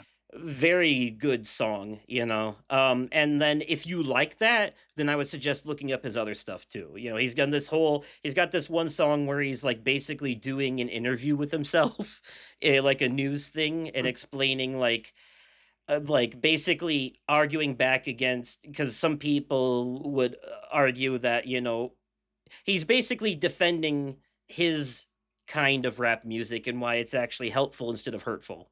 for his Mhm. community in the song. So yeah, definitely look up "The Cleansing Room" by K Reno. As Saw fans, I think you guys will appreciate the story structure of the song, but also the message, obviously. And then if you like that, Yeah. check out his other stuff too. Um, Oh yeah, that is, man. and also we can't end this topic without giving a shout out to Keith David, who's about to get his Hollywood Walk of Fame star, the voice of Yes. the voice of Captain Anderson on Mass Effect, the President on Rick and Morty, Husker on Has Been Hotel, Dr. Facilier in The Princess and the Frog. Hmm. And the man can sing, the man can act, the man can voice, Shadow Man. and his voice is unmistakable. He's one of those ones that as soon as you hear him, you know exactly who it is. Yep. It's just too bad for Ugh. Brooksy. Most of the video Yeah, games he's dude, in are all sci-fi, huh? I know, dude. Trust. I'm aware. I'm aware. What is that? Mass Um, Effect, Destiny, Halo. Isn't he the Arbiter in Halo? Like, I think so. Yeah. yeah, but that's a pretty big Like, role. He's got a yeah. deep, booming voice. I really like his voice. He Yeah. does. And Uh, I don't. Anything else you What you guys got? want to I've bring got up? I I've think got we a did really good here. few. Okay, I've got a few honorable mentions. go ahead. Keenan and Kel. Oh yeah, Keenan Dude. Thompson, still the longest running SNL cast member. That man is know. probably going to be on that show. You know what's crazy is like they're talking about when Lorne Michaels retires, they're talking about giving the show over to Tina Fey, which fair, she's a really Mhm. good writer and all that, and I could see her like doing good things, but I don't know, I kind of feel like Keenan should have it. You know what I mean? Like I feel like Give Keenan it should to take over. Keenan. Yeah. Yeah. That man has put in the work. Like, Right. He really fucking has.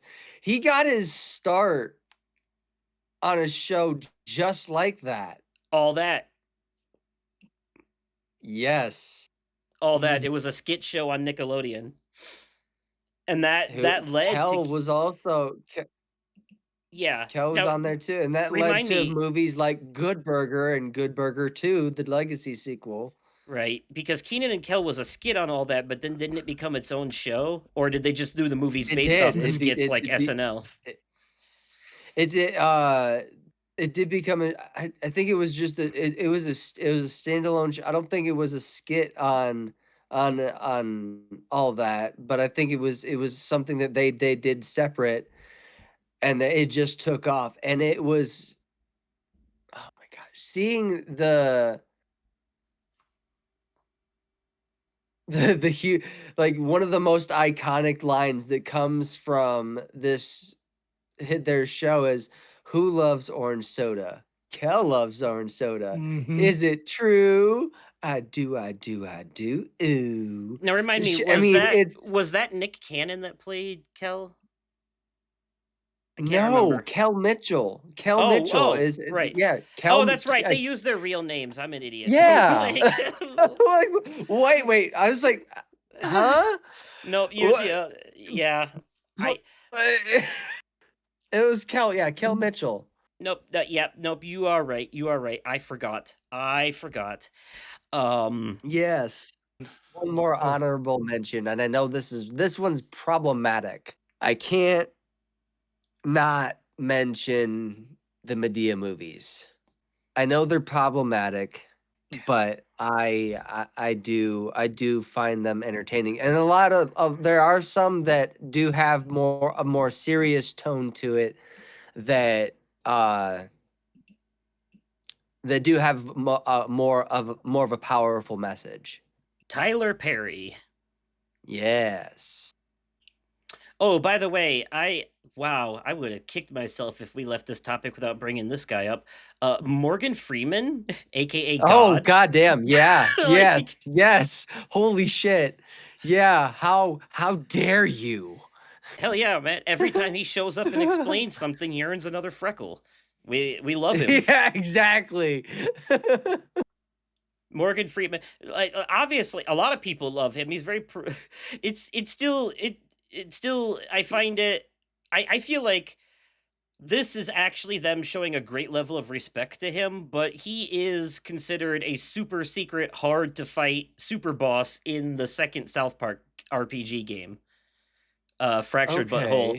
Okay. You can fight him in that game, and he's really hard to beat. He's like super strong. He, Jeez.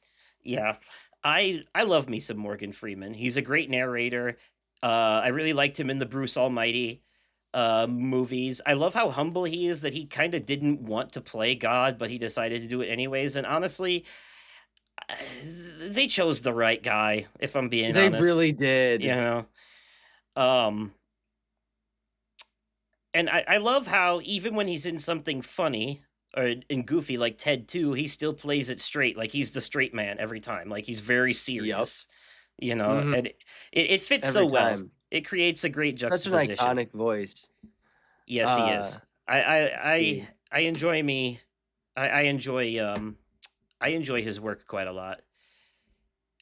He's Eddie been in Murphy is some another one. Yeah, Eddie Murphy, a lot of voices you'll get from him. Mushu, Donkey, also SNL alum. Um Yes. he Yeah, he was on there in some early days. Yeah, he was. A lot of Wasn't he on there with Adam Sandler? I think he was either right before or right after that. Um Okay. but he was yeah. Um but like I also like some of his family friendly stuff that he's done, like Cheaper by the Dozen. No, that's not him. Big Daddy, that's the one. The Big No, Daddy. Daddy Daycare. That's No. what it is. Daddy Daddy Day, Daycare. yeah, Daddy Daycare. Jesus. Okay, yeah. Wow. Daddy Daycare. That's the one. Yeah, no, Daddy Daycare, yes. And then there was the Daddy Day Camp, which had Cuba Gooding Jr. in it.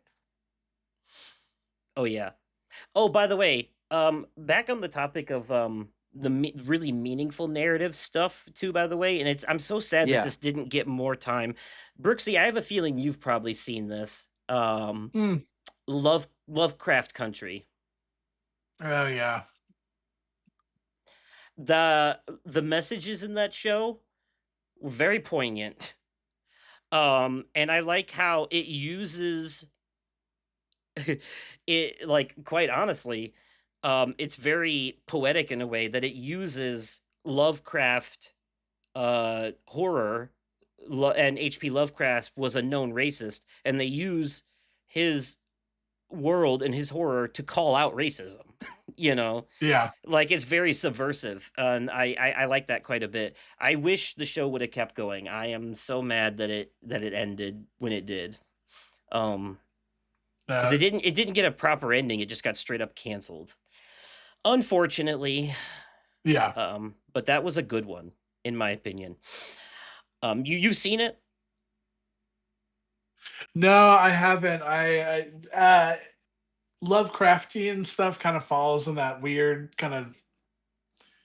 It's not sci-fi, but it kind of is sci-fi, and like Because it's it's been cosmic. one of those things. Like because it's cosmic, I'm like, it's one of those things. Like I feel like I would enjoy this, but it's been one of those like kind of like on the back burner for me, kind of a thing. Mm, Because it definitely like I mean the fact that it's propped up during Jim Crow America, like that alone makes me interested to see what it's about and everything else.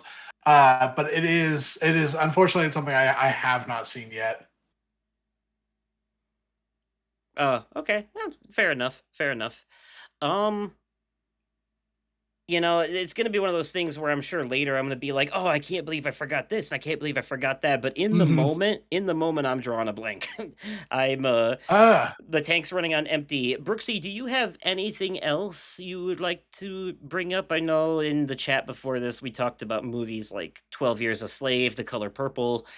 yeah. Man, I want to say like really the last thing I can really think of is I want to say the one of the first movies that I saw growing up that was a predominantly all black cast and was a story about empowerment and strength in your community was Hotel Rwanda. Oh Um, yeah, yeah. and I don't have either of y'all seen that movie before? It has been a No, long time, but I think I was actually made to watch that in school. Yeah, it was something that I I remember don't I think I've was seen it. it's a rough watch. I'm not gonna lie. It is a very, very rough watch. Because I remember being, I want to say it was like 12 or 13, somewhere around there, and I was over spending time with my grandparents, and my papa is like a Mhm. real big movie buff. Like that's where my love for movies came from.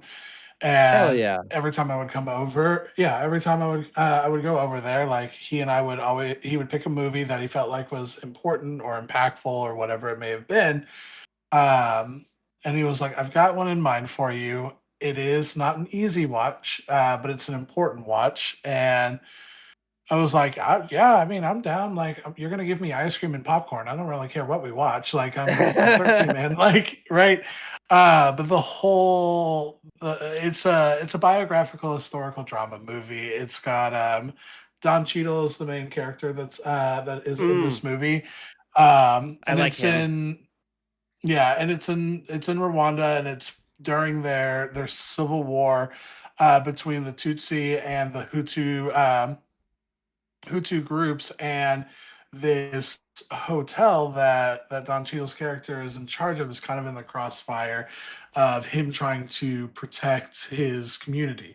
It is the movie has an immense amount of uh, historical context to Rwanda, and it is just a very gritty movie. It was a very Mhm. impactful movie, and showing the strength of community and the strength of supporting those around you.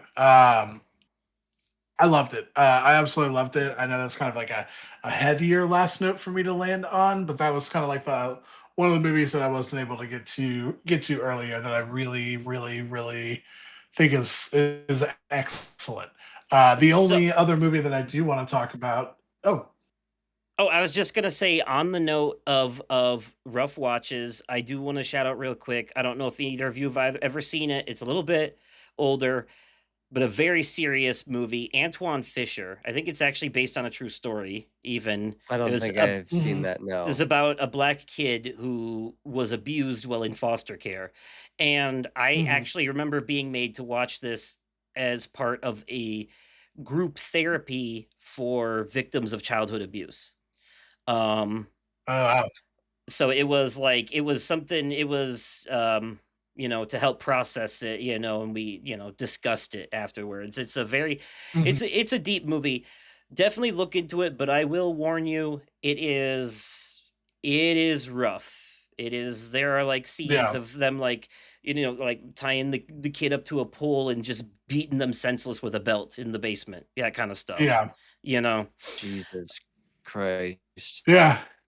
I uh I will say, Justin, the last movie I really do want to talk about happens to so be my media corner entry if you wanna segue on over to that party. Sounds like a plan to me. Let's do it. Let's mosey on over.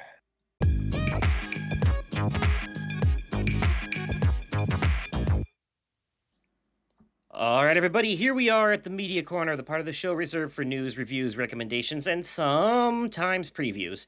And this Media Corner is going to be on topic with the topic. And I I'm actually so I want to do like what we did in for the life updates, but reversing you two. Since Brooksy did the segue, I'm going to let him go first, then Nick, then I'm going to bring up the end because what I'm going to talk about will be a perfect prelude to our next episode as well. So, Okay. Cool. All right. Well, I'm going first. I'm excited. Um, so my review, and this is a movie that I actually watched at an event with my mutual aid group. Is called Judas and the Black Messiah. This movie came out in 2021. And this movie is straight up, it is a historical drama film that is based on the true story of Fred Hampton, who was the chairman of the Illinois chapter of the Black Panther Party. And really is about the betrayal that led to his assassination by the FBI. Um, most of the movie is most of the movie centers around William O'Neill, who was arrested and coerced by the FBI to infiltrate the Black Panther Party as an informant. Um, and essentially is basically providing intelligence on like what Fred Hampton is doing as and during this time is kind of like working on rising through the ranks of the Black Panther Party, getting closer to Fred Hampton, and then really just leading to his ultimate demise. Fred Hampton is played by Daniel Kaluuya, who we've already gotten to talk about, our guy from Get Out and from Black Panther. And as someone who has listened to recordings and has seen footage of Fred Hampton, like when I say like he nailed it, like I mean he nailed it, absolutely nailed it.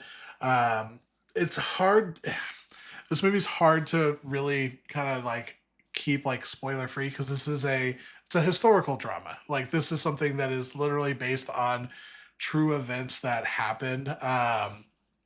What I will say is that the acting performances in this movie were absolutely top notch. I know I've already talked about Daniel Kaluuya, I would say kind of the main villain, and he plays a really good main villain in a number of things. Jesse Plemons, I Okay. think he plays the FBI agent, but yeah, I mean this movie it really just highlights a lot of who Fred Hampton was. Fred Hampton at the very beginning, I mean, when he joined the Panther Party, I want to say he was 19 years old and was a chairman by the time he was 21, and he was murdered by the FBI at 21 years old as a prolific voice for the black community in Illinois. And it really, what I like that this movie does is it really highlights a lot of what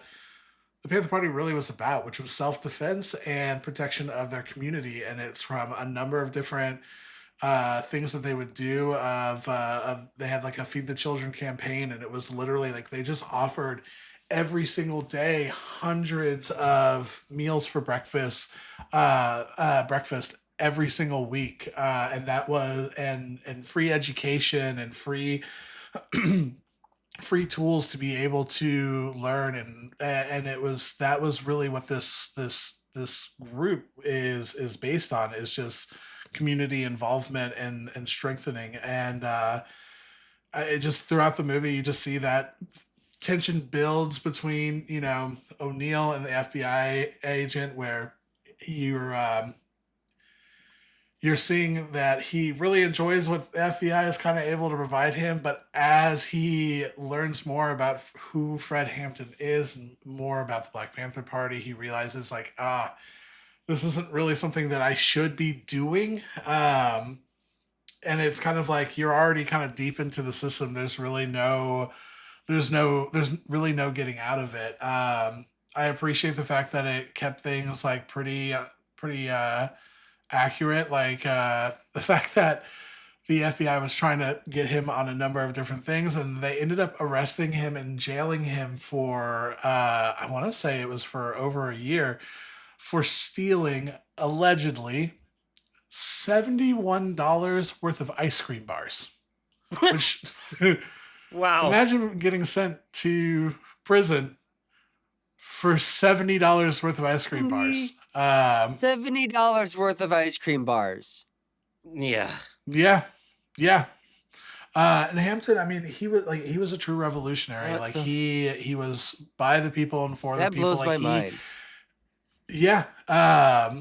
Like his his work that he did with their community is what helped lead us to what would become the Rainbow Coalition, that was heavily embedded by Jesse Jackson. May he rest in peace. Yes, as of It recent, is, actually. yes.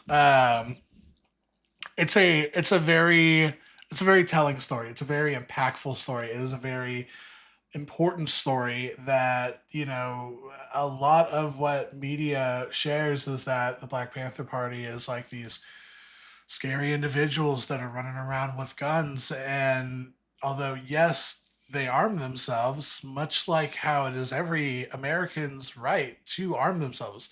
We talk about, how the NRA believes that like everybody should have the right to bear arms, and they did so in a very legal standpoint. But because it was someone who was black holding it versus somebody who was white, therein lied the problem. And they're like, "Why do you have guns?" Well, why am I not allowed to have a gun? Um, it's an incredible story. And I know we've gotten to talk. What's funny is we've talked a lot about Ryan Coogler. Ryan Coogler was actually one of the producers for this movie. Um, but if it's hard to give like a score to a historical movie. I can confidently say I was thoroughly engaged. The cinematography was great. Music selection was incredible. I think there may have been like a little bit of pacing issues. I wish, because this is a Fred Hampton story through the eyes of William O'Neill. So naturally, William O'Neill is the protagonist or antagonist, the main character of this movie. Mm. Yeah.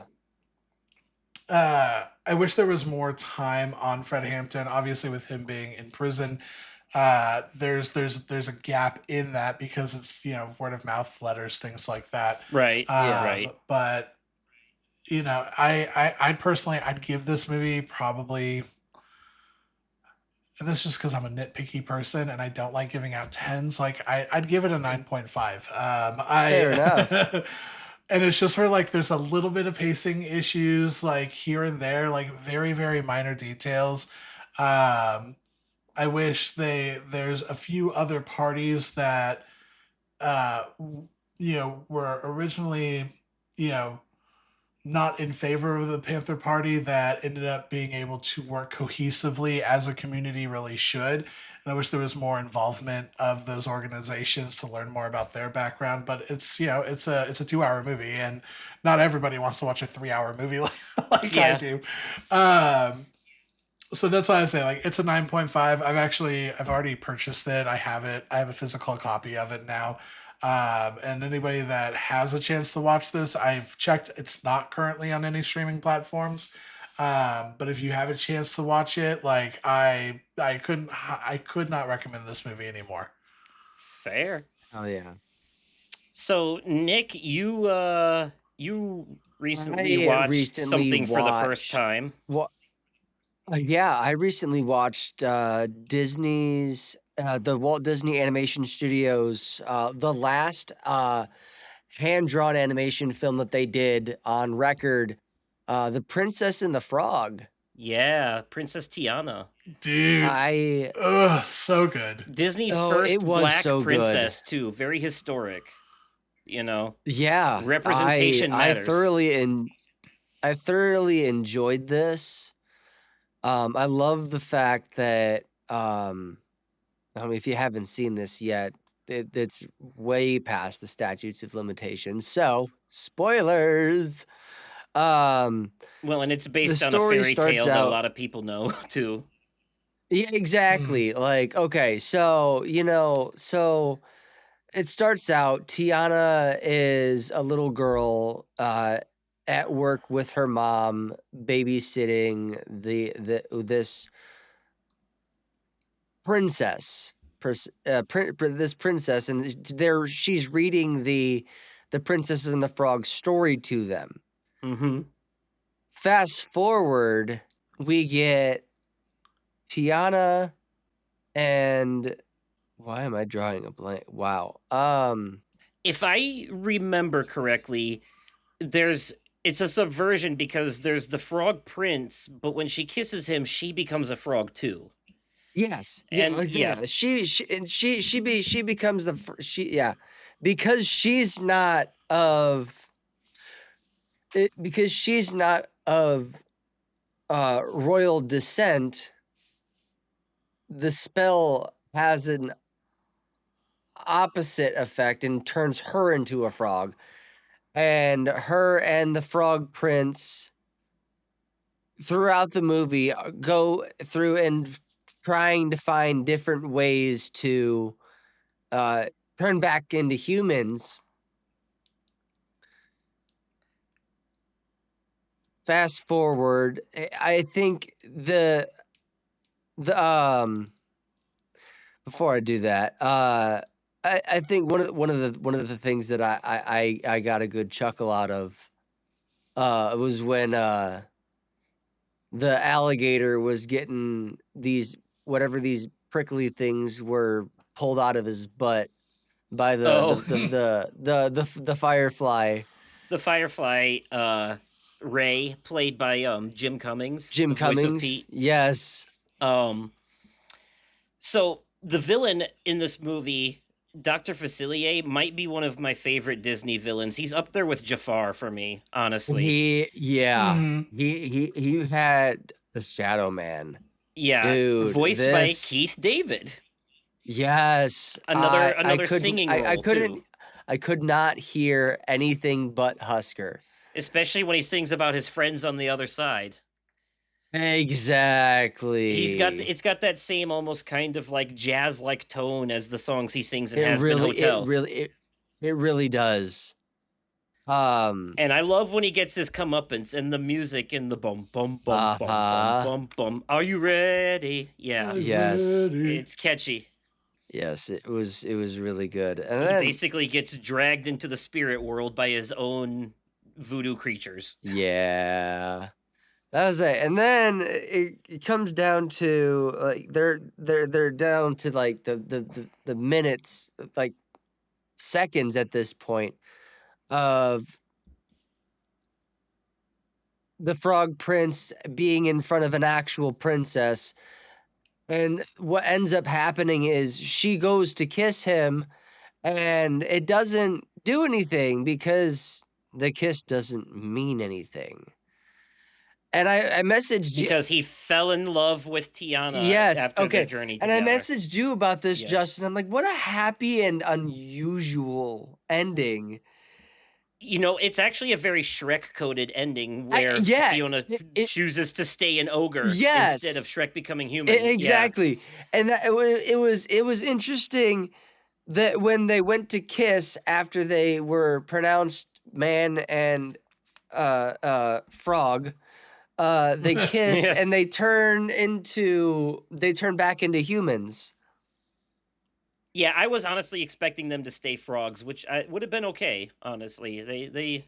But I'm glad that everyone got their happy ending, and I'm glad that Tiana's best friend is like she's rooting for her the whole time. She's not like backstabbing her or jealous of her. No, not at all. And I think that was a very endearing part of the story. Right. Yeah, no, it was great all around. I enjoyed that. I enjoyed that movie. I'm so glad that you finally got around to watching it. I'm like, as much of a Disney fan as you are, it's surprising that you hadn't seen it already, frankly. I should have, considering they just remodeled Splash Mountain into I think it was Tiana's Bayou Adventure. Yep. Huh, cool. Good stuff. So I know this is a they rethemed it. I know it's a retro review, but do you want to rate it?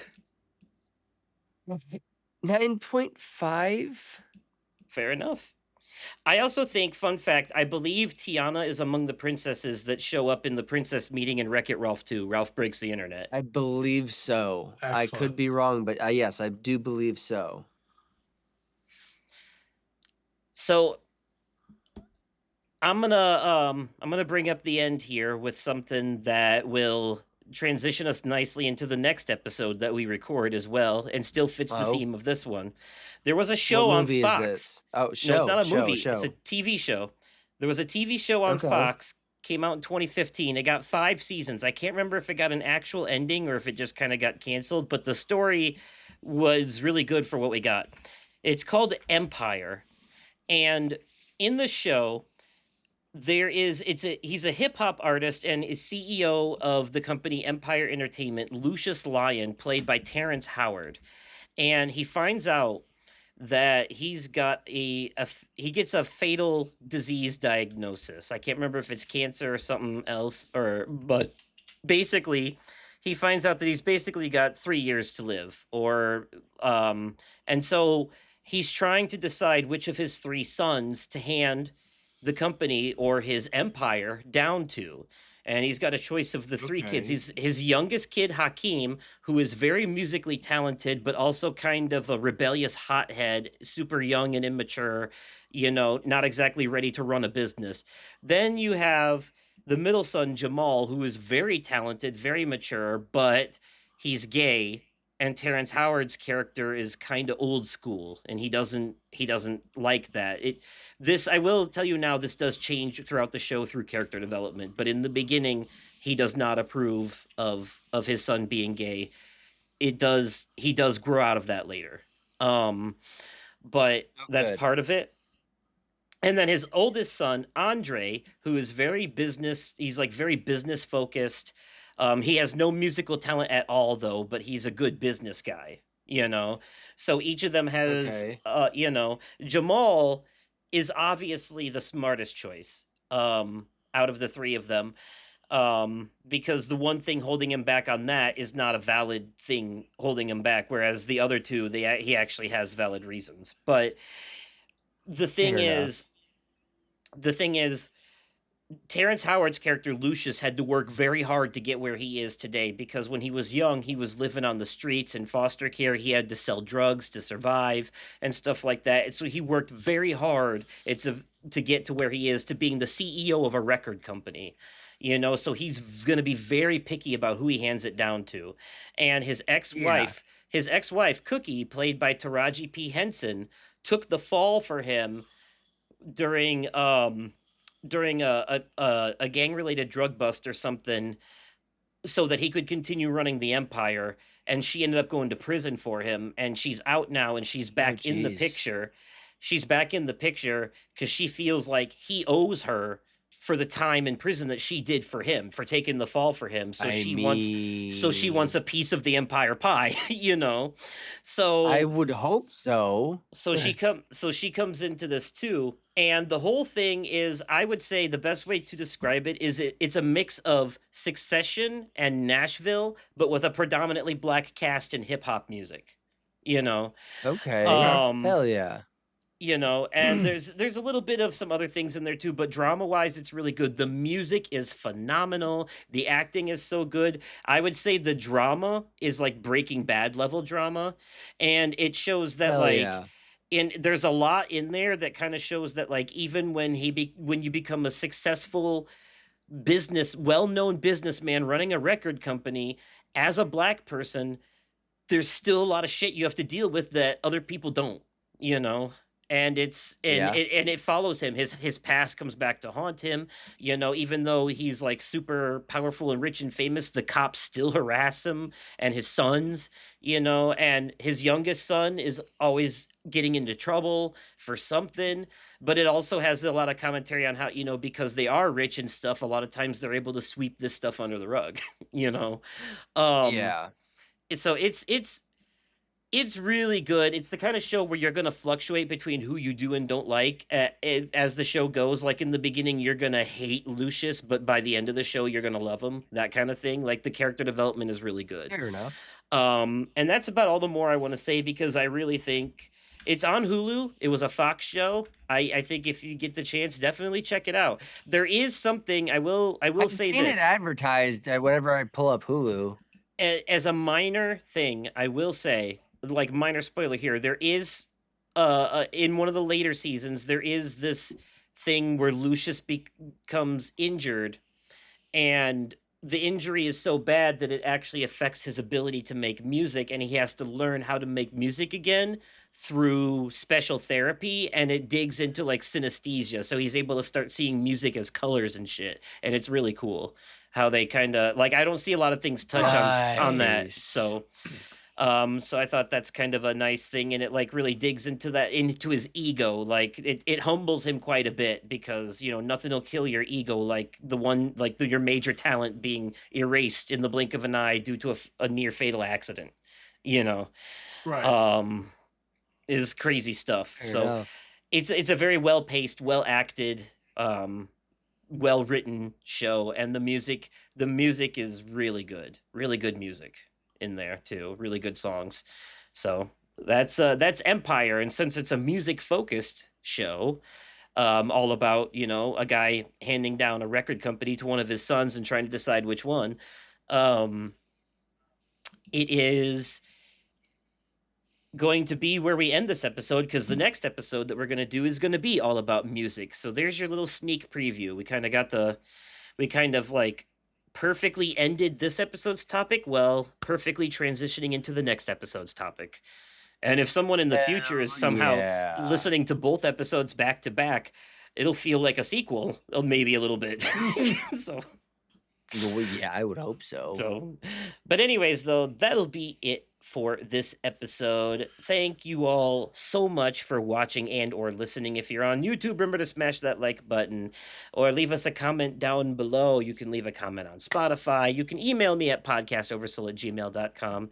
Find Nick on the things at the Gaming Fiend 1. Find Brooksy on the Instagram and TikTok at Brooksy My Boy with an I. And music, we'll use free music now from YouTube, hosted by Podserve FM. Thank you once again to Sarah for behind the scenes help. And as always, we'll catch you all in the next one. Good night, everybody. Bye. Later.